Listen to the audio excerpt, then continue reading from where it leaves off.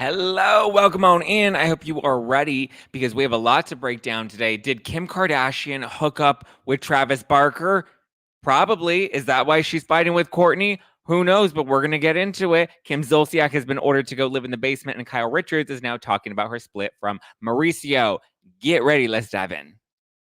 Oh, hi, it's me, Zack Peter, pop culture junkie, reality TV insider, published author, and host of the No Filter with Zack Peter podcast.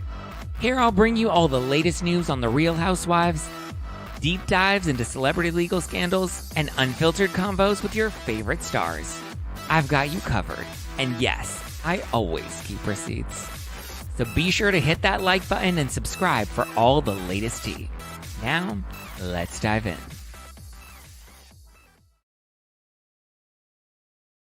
Happy Monday, everybody. I hope you had a wonderful weekend.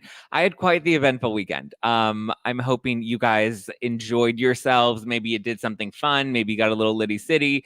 I am ready to dive into all the tea today. I mainly am fascinated by the Kim Kardashian, Kourtney Kardashian, Travis Barker three-way hookup situation. Because I've always heard rumblings about Kim and Travis hooking up in the past, where he had a crush on Kim in the past, and then I actually dove into it, and I'm like, "Whoa, this is interesting. This would be interesting." And this is maybe why Kourtney is a little upset with Kim, and that's maybe the real reason they're having this drawn out fight that we're now seeing play out in the new season of the Kardashians on Hulu. Kyle Richards also was caught by TMZ at the airport, asked about her split from Mauricio, and then we'll get into the Kim Zolciak Kroy of it all because they had to go to court about their divorce and the judge made some rulings and there's a lot of info that came to light.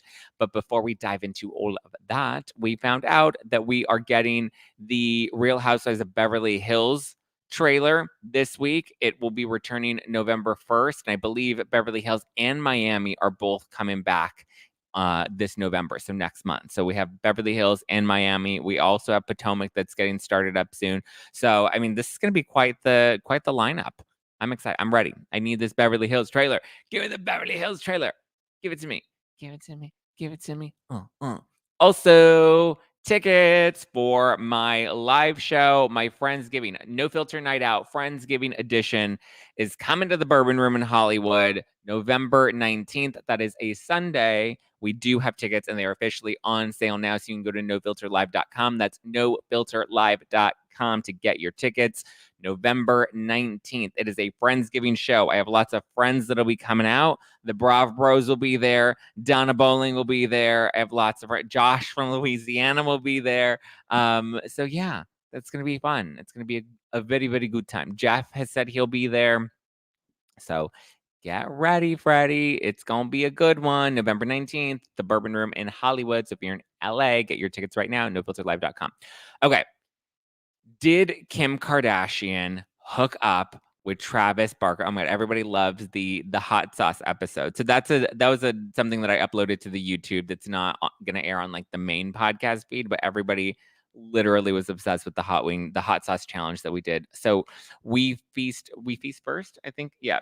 First We Feast is a YouTube channel. Sean does interviews with different celebrities where he has them answer burning questions while eating burning hot sauce, hot chili. And so there are like 10 different sauces and you eat a different one and you answer a different question. So Josh and I did that on YouTube over the weekend. And boy, oh boy, were people in for a delight with that. So that's up on YouTube if you want to watch that.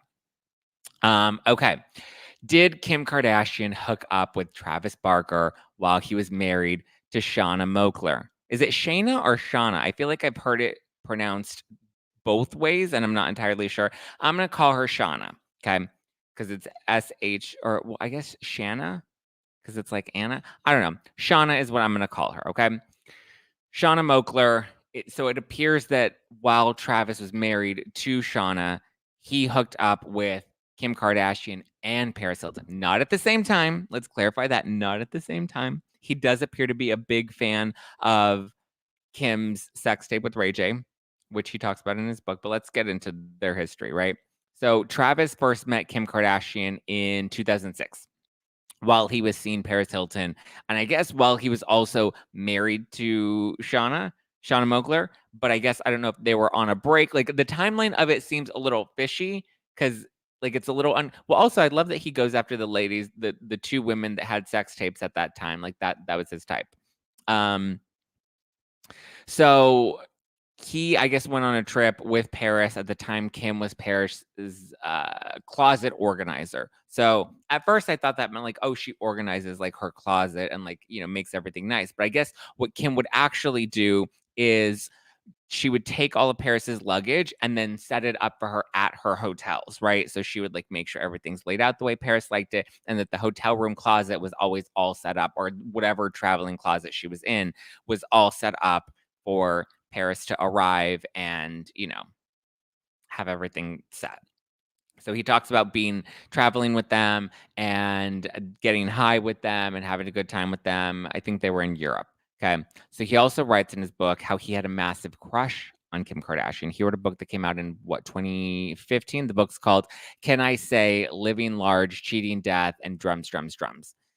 And apparently, I haven't read the entire book, but the book is juicy. It is like a very tabloid style book. He drops names. He talks about all sorts of juicy details with different celebrity encounters. I'm like, if I ever write a book, I feel like it's probably gonna be a book like this, where I just am like, here it is, mention it all, blah blah blah blah. Here's the tea. Here's who I know. Here we go. And so whatever, he meets Kim there, starts hanging out with him, and these are some of the things that he wrote about Kim. In addition to like basically thirsting over her, he said he couldn't keep his eyes off of her. He loves curvy girls. So he likes them with a little curve, which is interesting because he was seeing Paris at the time. He writes in the book, I kept on secretly checking out Kim, telling Lil Chris, I don't care if she's the closet girl. She's fucking hot. We went to dinner. We went to lunch. You might think I would be doing the worst things with this girl because of her tapes, but it was actually the opposite of any other encounter I've had with a woman. With Kim, I wanted to be nothing but a gentleman to her. It was so weird. Isn't that so weird? How somebody comes into your life and then you suddenly are not yourself? Which is interesting though, because I feel like with Kourtney, he also kind of seems like he doesn't seem super like well, I guess he is pretty sexual, but he doesn't seem like he like objectifies well, I guess he likes her feet. I don't know. I'm trying to understand what their relationship, how this is so unique for him because he's like, I wanted to be a gentleman. I wanted to show up for Kim. I wanted to like wine and dine her. But they first became friends with Paris, and he claims that she even came to him at one point. He writes about this in the book, asking about reality TV because he had Meet the Barkers with Shauna, and she's like, we're thinking of doing a reality show with Ryan Seacrest. What do you think? Do you think this is? He's like, listen, it's hard. It's not easy. It's really violating. They violate your privacy. She clearly wanted it and she went for it and she got Keeping Up with the Kardashians and it became a hit. And here we are talking about them all these years later. What is it, like 15 to 18 years later? But so he thirsts about Kim a lot in the book. And in 2015, he ended up doing an interview with Us Weekly saying, where he also talks about Kim Kardashian, and he says, how could you not stare at Kim? Mind you, I enjoy hanging out with Paris, but I love curvy girls. Kim was eye candy. I was in no way disrespectful to Paris, but I couldn't keep my eyes off Kim. So he was very, like, this is weird though. Like, think about it. If these are the things that your current husband has said about your sister in the past, like, isn't that kind of strange? I think it's weird. Despite how much he thirsted over her in his book, Can I Say, which maybe we'll do for book club. I don't know, maybe. He claims that nothing physical has ever happened between them, which Kim has also claimed. They've both been adamant, like nothing physical has ever happened. We've always just been friends. We've always just been friends. Blah, blah, blah, blah, blah.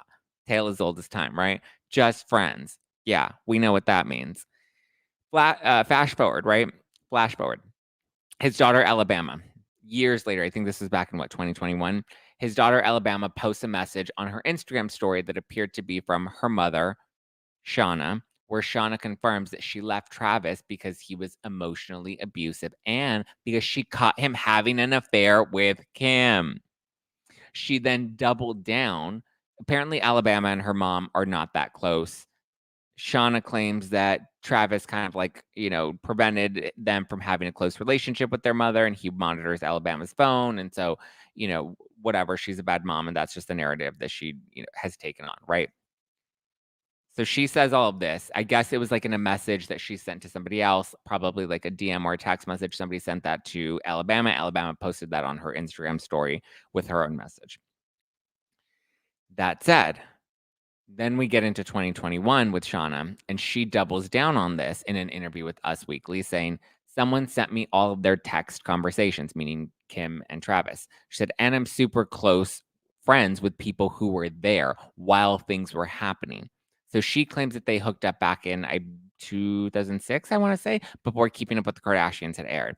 She claims he had already had an affair with Paris Hilton, and at the time, Kim was Paris's closet organizer. They were best friends. And he started using Kim as a model for his clothing company, Famous Stars and Straps, which I believe he confirms in his book as well. So here she is. We have this message that's posted by Alabama that says that Shauna left him because he was emotionally abusive and because she caught him having an affair. Then we have the 2021 Us Weekly interview. I believe she was promoting, I don't remember what she was promoting, but she did an interview with Us Weekly where they asked her about it. And then she basically confirms that they were having some sort of affair situation, whatever, right? Then we move forward to Aubrey O'Day, who has now inserted herself into the equation. Which, by the way, she just did like a very juicy podcast that I have to listen to because people have been sending it to me. And so I want to make sure I catch that because apparently she reveals a lot of dirty details and a lot of tea. But anyway, so Aubrey O'Day goes on her Instagram stories. I'm assuming as all this is coming out and she's like chiming in on it, she posts on her Instagram story, basically confirming that Kim Kardashian and Travis Barker were banging, right? Aubrey O'Day writes, "I was BFFs with Kim Kardashian during the 4th of July. She was hooking up with Travis Barker and we were at his house. He was really dope. Shauna, his ex, who I love, supposedly was threatening to slash Kim's tires. Sorry, girl, but that was funny shit. I would have too. So they asked her to park her car somewhere else. She goes on to write that Kim made her hop from one party to the next party because she wanted to like hop around with all the celebs and to get her photo taken, whatever. Again, Kim and Travis have always denied that anything physical has ever happened, but we have Shauna who's claiming that it did and claiming to have seen the text messages between them. I mean, text messages could be fairly innocuous. And then we have Aubrey O'Day who's now coming in and she's like, I was with Kim while, we were together while she was hooking up with Travis, like not like probably physically together, but around the time that they were hooking up, right? Shacking up. So Aubrey seems to confirm that she knew that they had something going on. And Travis like talked about it, like that they would go to lunch. Like he said, we would go to lunch, we would go to dinner, like all of these things. So do we really believe that they never hooked up? I think that they hooked up. He was clear. I mean, Shauna wouldn't be so upset. Why would all these years later she'd be very clear? And she even told Us Weekly, she's like, that's why I think it's strange that now he's dating Kourtney when he was previously banging Kim. And I know because that's why I left him even after he had an affair with Paris Hilton, which I didn't realize that was an affair. I just thought he was dating Paris Hilton, but apparently he and Shauna were still together at that time and they were still married at that time. And she divorced him because of his infidelity. This now adds to the Kim versus Kourtney fight, which we're seeing play out on the Kardashians right now. The new season just aired, and then we see this fight where Kourtney's like, "You're just a witch. I hate you. I hate you. You're a narcissist." And Kim's like, "Are you happy? Are you happy, Kourtney? Like, truly, are you happy?" We have an entire text thread called Not Kourtney because all of your friends are concerned about you. And Kourtney's like, "You're just a witch." Well, this is where we're at. Kourtney feels like Kim used her wedding to Travis as a business opportunity by getting her gig with Dolce & Gabbana, which was to do her own fashion show that she got to curate with Dolce & Gabbana's classic looks. Kim claims that she was not trying to hijack Kourtney's moment, but that she couldn't pass up on this incredible opportunity, and Dolce & Gabbana is the one that pushed her to do it so much quicker. So whatever, right? She wanted to work with them on this fashion show. She couldn't pass it up. The timing just happened to be unfortunate. It happened to be really close to Kourtney's wedding. And Kourtney's wedding was like super dolce'd out. She was living her Dolce Vita life, which she claims has always been her thing, even though lately her thing is just like super goth and black and just like not cute and like super rock out vibes. But Kourtney says that Kim just can't let anyone have anything special for themselves, that she always has to one-up them and always has to have the upper hand, and that Kim's a total narcissist. Listen, I think, yes, Kim is very ambitious. I think Kim is a little competitive, but I don't think Kim actually did this because she wanted to, like, have something she wanted to take something that Kourtney had and one up her. I think it really was I think Kim just operates from a business mindset, and so in her head, she was like, "This is a great opportunity. There's no way I can turn this down." And she was like, "I wasn't trying to hijack Kourtney's moment. I was just jumping." Here's the thing. Dolce& and Gabbana are the ones that are the most, capitalistic in all of this because they got their promotion by doing Kourtney's wedding and they approached Kim to do this fashion show. Probably they were using Kourtney to get to Kim to get her to like really have these meetings and do this. But I don't know. I just don't understand. Hey, us witches don't need this bad press. Oh, we got a witch in the is that Carlton? Is Carlton in the live chat? But so yeah, I think that this is also really weird because I don't know if you remember when Kim did SNL and then Kourtney and Travis were not, didn't go to her SNL taping, but she did a bit, remember, where she pretended she was Kourtney and then, and it was like a Kourtney and Travis judge show, like a Judge Judy, but where Kourtney and Travis are the ones that settled the disputes. And Kris Jenner was one having a dispute with Khloe. And so they had to determine who was right and who was wrong. And so Kim played the role of Kourtney and had her little bob wig. And then they had a Travis lookalike. And Kim's literally like, "Ooh, Trav," kissing Travis and like all goo goo gaga over Travis, like making fun of Kourtney and Travis. But now that's even more fucking weird to think about considering, hello, Kim was previously seeing Travis, and now there were always these rumors out there. It's just wild that around that. When was Kim's SNL interview? Was that or when Kim? Because that was in season 1 or was it season 2? SNL episode. This was from October 2021. So this is literally she filmed that months after the rumors started to come out about Travis and Kim. When Alabama posted the thing and when Shauna went and talked to Us Weekly. So that's even more weird. Like that's insane to me that like she did this skit pretending to be Kourtney, making out with Travis on SNL. Oh, like no wonder they didn't go. Like that's weird. Like how would you feel about your sister? There's no way that hook up the rumors, whatever. There's no way that the Kim and Travis stuff is not affecting Kim and Kourtney's current relationship. I mean, I think that's probably why Kourtney was claiming that Kim didn't seem happy at her wedding. Probably because Kim thinks it's weird too. Kim probably wasn't happy at the wedding. I mean, I think in this case, I agree with Kim that Kourtney has changed. I mean, her style used to be so fun. She was such a fashionista, and I used to love Kourtney's fashion. And now she's just super goth and rock that just doesn't feel like her. And she's completely like morphed herself to like be him and like part of his life, which is just strange. And then there's this constant need for them to have so much PDA and to make out and to constantly be all over each other. To me, it does feel a little love bomby, right? It does feel a little strange. It's a bit, I don't know. Kim saying that Kourtney's friends are concerned and that they had the not Kourtney group chat. I believe that. Kim asking Kourtney if she's really happy. I believe that. I think that,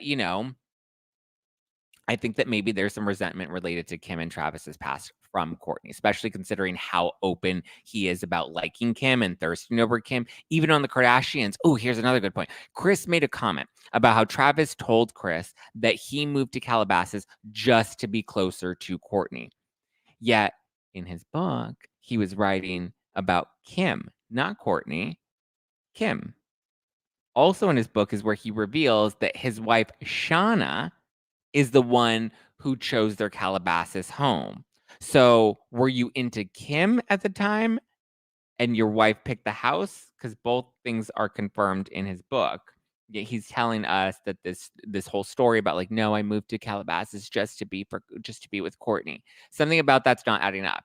You didn't pick the house. You moved to Calabasas with your wife, and you were writing about Kim during this time. Make it make sense. apparently he struggles with infidelity and like Shauna said she claims he's emotionally abusive.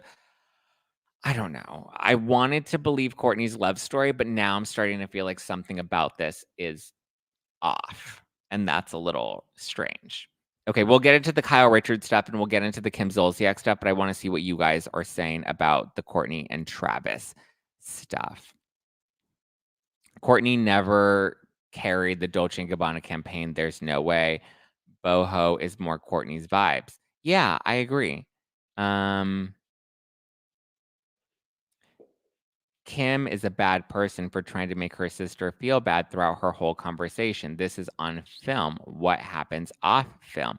I don't think, see, I got a very different interpretation of their conversation. I thought Kim was actually trying to like reason with Kourtney, and Kourtney was like, no, I hate you. I don't want anything to do with you guys. I'm so moving on from you, which I think is also a red flag that like Kourtney's literally dipping out on her family, dipping out like Sandoval. She's dipping out on her family to be with Travis. And when was it? There was something that somebody was saying about how she's not even really with the kids as much anymore.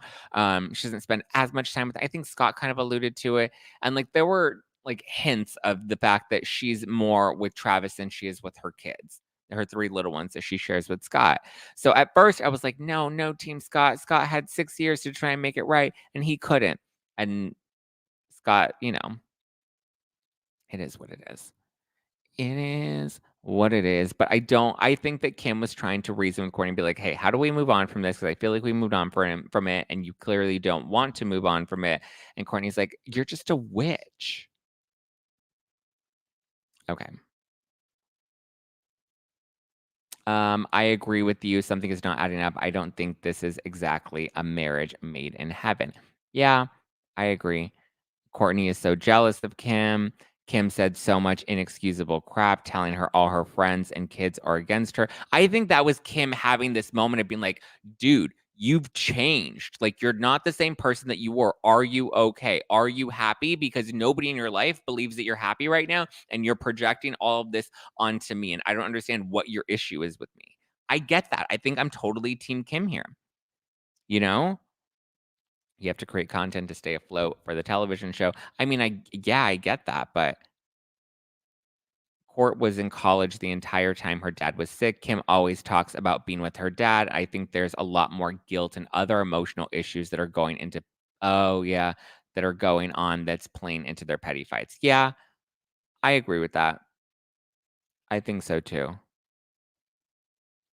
Kim was taking digs at Kourtney when she brought up Kourtney's kids talk to Kim about being unhappy. I mean, first of all, she shouldn't have said that, and even her saying that should not have made the final cut, especially since they're both producers on the show. Unless Kourtney wanted to leave that in there, and she's like, "Listen, like show people who Kim really is." But I think I'm totally team Kim in this beef. I understand Courtney's point more now though, because Courtney was saying that like, she feels like Kim's the type of person that always has to one up you. That if you have that brand deal, then I want to take that brand deal and show that I could do better and I could be better. I understand that that's Courtney's viewpoint. I don't know if I necessarily agree with that. I think Kim's just naturally very ambitious, and I don't think she's in competition with her sisters. I think because personally, maybe this is a little narcissistic of her, but I think she doesn't care to compete with her sisters because I think she believes she's in a completely different league, that there is no competition. You know what I mean? So, oh my Yeezy. Why do the Kardashians always have to morph into their significant others' personas? Do they always do that? Courtney didn't do that with Scott. Um, Kim didn't really do that with Kanye. Kanye liked to dress her up. He liked to kind of make her his little doll. Kim is in competition with herself. I agree, Mallory. And I always remember Courtney met Scott in college. It's like trauma bonding. He was with her in her time of loss. Yeah. See, but like Courtney didn't do this when she was dating. What is that? Yoons? Was that his name? That young model dude that she was dating? I feel like Courtney didn't morph herself. Like Travis, this is the first time we've ever seen Courtney do this. So, yeah. Somebody's asking what I think about Bethenny's new statement because she issued a new statement today. Should we read it? I didn't want to talk about it because I'm so sick of Bethenny. I'm over Bethenny. I'm over talking about her. She's so oversaturated in everything right now. I did kind of like her statement, but I just think she's, a hypocritical, disgruntled dog with a bone. I didn't listen to her interview with Nene. I have no desire to listen to any more of her interviews. Nene has already told us everything that Nene plans to tell us. She did Carlos King's podcast, right? Bethenny is just disgruntled at this point, and I can't stand her. But if we want to talk about this, I'll read her statement and then I'll react, and then we'll move on to the Kyle and the Kim Zolciak stuff. Okay, here's her statement. Here we go. Okay, Bethenny said, I've been reflecting on my words, my actions, and my opinions. I've tried to be authentic in sharing my views on popular topics. Opinions are heavily influenced by the media. While I may not agree with everything a public person says, I only know the media presents. It's our job to err on the side of the human being. I have been critical with the goal of protecting my daughter from false beauty ideals and images, but the responsibility of parenting falls on the parent, not the public. Her statement's a little all over the place, and she goes on like all these weird side tangents. But anyway, conflict and judgment sells reality TV. Again, what does beauty ideals and images and you being a good mom have to do with conflict and judgment selling reality TV? It's a phenomenon featuring women who I have pretended to know within a system designed for judgment and conflict. I didn't know these women at all. I've now spent time with and understand many of them, absent of cameras, publicists, media articles, and shows designed to bring out our worst. I adored many of them long before reality TV and began to strongly dislike many of them. Have they changed, or is it the toxic environment designed for ratings? But it's a system, it's an environment that you're complicit in. It's an environment that you sign up for, and it's a game that you play. Like, this is my issue with her coming with her reality reckoning is like, it's like being upset with wrestling, right? I don't like wrestling because wrestling is violent. But these wrestlers train and they get into the ring and they get paid a lot of money to fight. Yeah, could it be considered toxic? Sure. Do some people lose? Sure. Do some people get injured? Sure. All of those things are true, right? But at the same time, it's still a wrestling match. This is a job. This is a career that people have chosen to pursue. They gear up. They put on their little underwear and they put on their little boots and they get into the ring and they fight it out. Do I like it? No. Do I have any interest in it? No. Do people watch it? Yes. People enjoy it. To them, that's a form of entertainment. And to the fighters, it's a form of fulfillment that they get out of it, right? Okay, moving on. To be successful in reality TV, you must kill or be killed. Guess what, babe? That's just about any industry. You don't have to, and you don't have to get killed either. It's just, but, like, that's how it is in business as well. It's a dog eat dog world. That's how it is to live out here in LA. It's just it is what it is. People are who they are. You can't necessarily blame the environment. You have to blame the people that are in the environment, the people that choose to sign up for this. If you don't wanna get killed on reality television, don't sign up for reality television. If you don't wanna kill on reality television, don't sign up to be on reality television, or go on reality television and don't kill anybody. It's not that hard. To get dirty is to get fired. Someone is winning and someone is losing in the zero sums game where people like myself get rich and the less strategic go broke or canceled. I was good at the game, so what does that say about me? It says you're a bitch. I was broke and desperate and wanted it so badly. My one-liners and quick wit, way to patch stuff on the back, girl. My one-liners and quick wit, crafted and honed from a dysfunctional childhood, often at others' expense, shot me through the ranks of this toxic cesspool. You still are that person. That's who you are. All the cameras did was showcase that, my love. This medium preys on and profits from the emotionally flawed and damaged. People say we signed up for this. I did not know what I signed up for, but would do it again to not be broke and afraid. Okay. So, one, she says she doesn't know what she signed up for. Not true, because at this point she'd already done Martha Stewart's The Apprentice and already gave her one-liners there and already did her whole thing, right? So that's number one. She already knew the game of reality television, signed up for it. Nobody put a gun to her head and made her say all those things about those other women. She says, I didn't know what I signed up for. Then why would you go on a national television platform and trash other women? If you didn't know what you signed up for, that just speaks to your character. That just tells us that's who you are. That tells us that when you signed up for this in season 1, it became a breakout, whatever. You were just being yourself because you didn't know the game, even though I believe you did know the game because you'd already done Martha Stewart's The Apprentice and you made it to the final 2. So you knew something about the game. She said, I would do it again to not be broke and afraid. So she has no regrets. She says she would do it again. She has no regrets about disparaging and tearing down other women because she didn't want to be broke and afraid. There are other ways to not be broke and afraid. I'm not broke and afraid. I'm fine.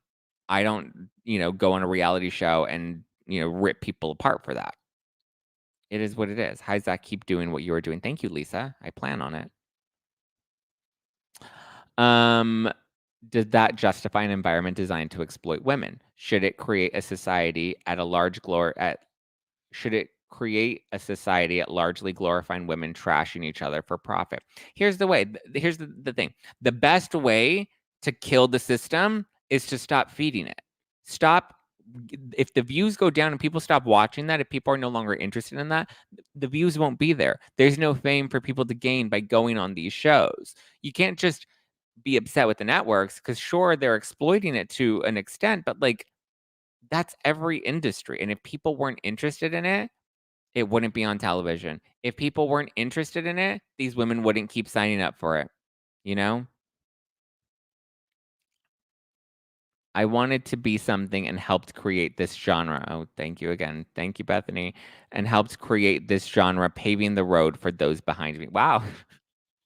I wanted to be something and helped create this genre, paving the road for those behind me. She's a trailblazer. Thank you, Bethenny Frankel, for paving the way, for being successful, paving the way, and now trying to burn the path behind you because you don't want anybody to be successful. That's the truth. She doesn't want anyone to follow in her footsteps. She wants to be the only one to have ever come out and done the Skinny Girl Margarita, blah, blah, blah, blah, blah. Am I biting the hand that fed me? Perhaps, but maybe that hand deserves to be bitten. Okay. I mean, I get her point, right? Of like, this is not healthy for children. This is not healthy for young girls to think that this is your only way to be successful. But it's like, here's the thing. Drugs are on the street. You know what I mean? You can't, you just have to make sure you're raising your kids to make better choices, right? That's all she can do at this point. What is this statement addressing? All of her latest backlash or her Nene interview flopping? Good question. I don't know what this is for. It's to promote her podcast. We have fed the machine ratings, ad dollars, catchphrases, and content. We get filthy and they get filthy rich. She's good at these one-liners.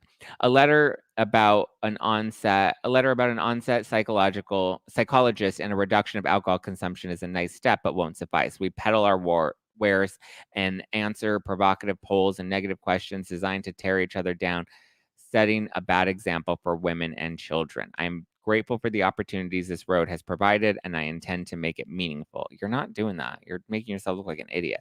I walked away from this 3 times. Oh my God, the ego in this. I recognize my part in it. I was in the middle of the swamp, and it's marquee example. I'm sorry to the people I have judged and criticized. I need to find the line between having constructive discussion and expressing my opinion. That I agree with. I have not hired lawyers, nor am I suing facts misrepresented by the press. I have directed wronged talent and production members to legal representation, and I'm fighting for systematic change in a damaged institution. The reality reckoning is true. It's real, and I'll lead by example and evolve for myself and for my daughter. This is not only a reckoning within an industry, but one within myself. Okay, so this is very what the fuck is the reality reckoning? What is it? What is she doing? She's saying, hey, reality stars, get crazy, get wild. Get crazy, get wild, let's do something crazy. Like, I don't understand what the point of the statement was. I don't understand. Well, here's the point of the statement, because then you read the caption. She said, okay, let's try this again. To clarify, me saying I would do it again means I was scared and desperate, and that is what is exploited in all of us. I can explain it to you. I can't understand it for you, and I have no doubt about my feelings or actions about it. I know I'm correct. Okay. Wow. Oh my God. Literally, this woman is insane. I know I'm correct. And then underneath that, listen now to Rewives with Bethenny Pod or Just Be with Bethenny wherever you podcast. I mean, listen, that's what it is. She was trying to promote her podcast. This is why I didn't want to talk about it, because that's all she was trying to do. She wanted us to talk about her, and she wanted us to talk about her podcast because it continues to drive press for her. She's milking the system and exploiting people's, like, it's all so stupid. It really is all incredibly, incredibly stupid, and we just continue to feed into this for her, and it's dumb. Dumb, dumb, dumb.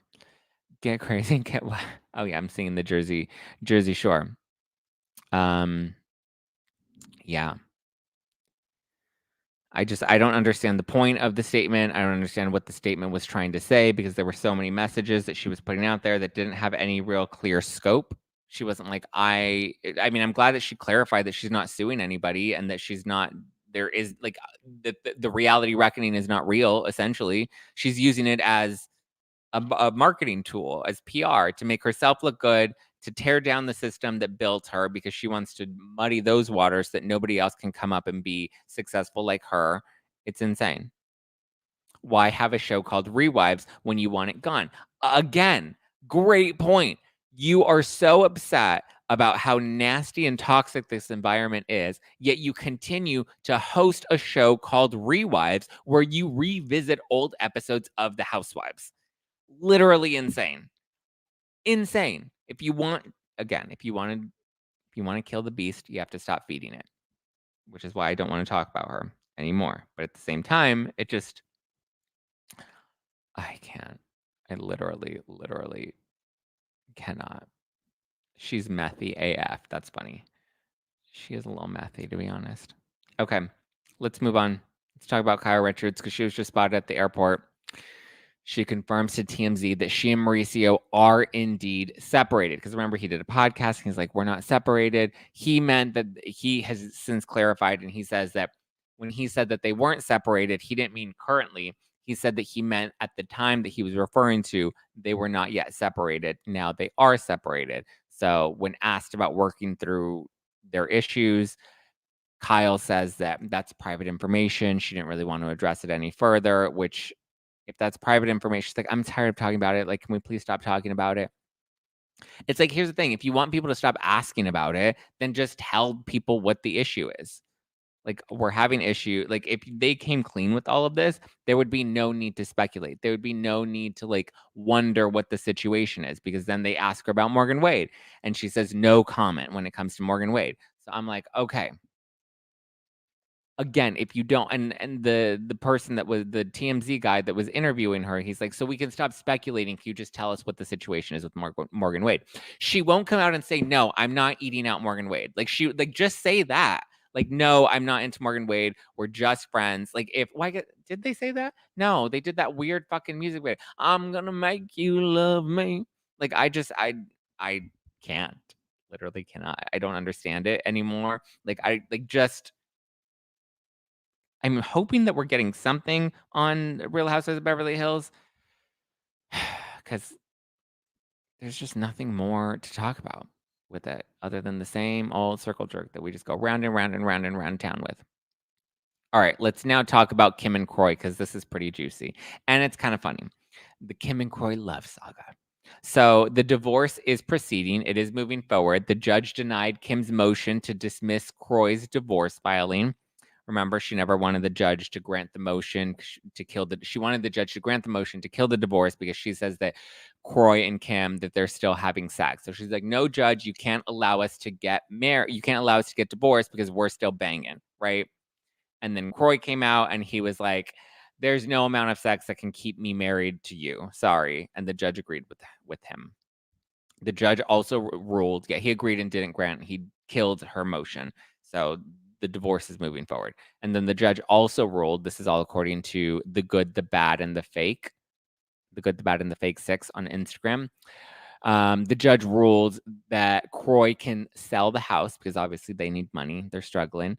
And that Kim now has to sleep in the basement. She wanted to stay in the master bedroom because her neck hurts, probably from all that sex that she claims she's been having with Kroy. But the judge said, nope, no way, Jose, to the basement, wig. So she's been banished to the basement, even though her neck hurts. Well, that happens, girl. That happens. Your neck hurts when you're doing too much, when you're trying to save your marriage. Your neck starts to hurt. But it was revealed in court that their expenses come out to about $50,000, but yet they only make about $10,000 per month. I guess Kroy gets $4,500 per month from his football pension, and then Kim makes about $5,000 per month with her endorsement deals and ads and stuff. So there's also a claim that Kim, I guess, allegedly borrowed $250,000 from her friend named Kathy. We don't really know who this Kathy person is, but to the basement wig. Poor Kathy. Kathy's like, yeah, girl, here, I'll help you out. How do you borrow $250,000 from your friend? Like, what? Who is Kathy? Kathy Hilton? No. Who is Hunky Dory? I don't know. That's just wild. Like, how do you oops? Hey, what is that? Can you Venmo me $250,000? I'm sure it was an accumulation of hey, I need 50K. Hey, I need 10K, whatever. But then eventually it's like, wow, literally, wow. Okay, let's see what you guys are saying. MSS says, hi, Zach. I think it's time for the housewives to take a big pause. It had its day, but that was then, and this is now, in my opinion. Got it. Is it time for house? I mean, maybe. Listen, if you're not interested in it, don't watch it. Again, feed the beast, and then the beast will die. It's really not that hard. Jen Johnson says, who has friends with that kind of extra cash, right? Like, who has an extra 250K that they're like, yeah, here, girl. Especially knowing that, Kim is clearly having money issues. I don't know. I think it's strange. It's very, very strange. Very, very, yeah. The judge was not happy with Kim. The judge was very upset, and oh well. Ruthless and toothless. Can you imagine Kim in front of a judge with a neck collar, smacking her gum, but giving blow pops? Okay, well, that's all I have for you for today. Zach, your shirt is beautiful. What a gorgeous color on you. Gray. Thank you, Val. I appreciate that. I'm glad gray looks good on me. All right, guys. I hope you had a wonderful weekend. Again, check out the the hot sauce challenge. It wasn't a hot wing challenge. The hot sauce challenge is now up on the YouTube, so you can watch that. Drop a comment, give it a like. I'm thinking of maybe doing more content like that. I think that was fun, right? Challenges and still talking pop culture and housewives and taking your hot takes. When are you and Josh filming again? Josh will be back on my channel Wednesday. Wednesday. Wednesdays we do Salt Lake City. So we'll recap Salt Lake City this Wednesday. So be sure you watch it this week and get ready with your hot takes and opinions and tune in on the YouTube. I'm also live on the Morally Corrupt Show with Rachel Lindsay every Friday on the Ringer Reality TV podcast. Get ready for that. Do we still do book club? There hasn't been a book worth reading, so book club's kind of been on pause at the moment. When the Britney book comes later this month, I think comes out in like 2 weeks, we'll bring book club back to recap the Britney book. So it's Britney, bitch. It's expensive to be me. That's just who I be. It's expensive to be me. All right. Thanks, guys. You can always give me a follow at Just Plain Zach. Stay tuned. Goodbye for now to you, my friends. Catch new episodes of the podcast every Monday, Wednesday, and Friday. I go live on Wednesday nights on YouTube doing Salt Lake City recaps with my friend Josh. And then I tape the podcast live on Thursday nights as well. Airs on Friday. I'm going to the House of Villains. Josh and I are going to the House of Villains premiere this Thursday. So there's going to be a lot of fun content that I'll surely bring. Oh, wait, I guess I can't go live on Thursday night because I'm going to House of Villains. Maybe I'll tape it earlier in the day. Or I'll just have to tape it Friday morning. I think I'll tape no live stream this Thursday. I'll just do everything first thing Friday morning. So that'll be our next live, and I'll give you details from House of Villains. All right. Love you guys. I appreciate you, and talk to you soon. Have a great rest of your Monday. Ciao for now.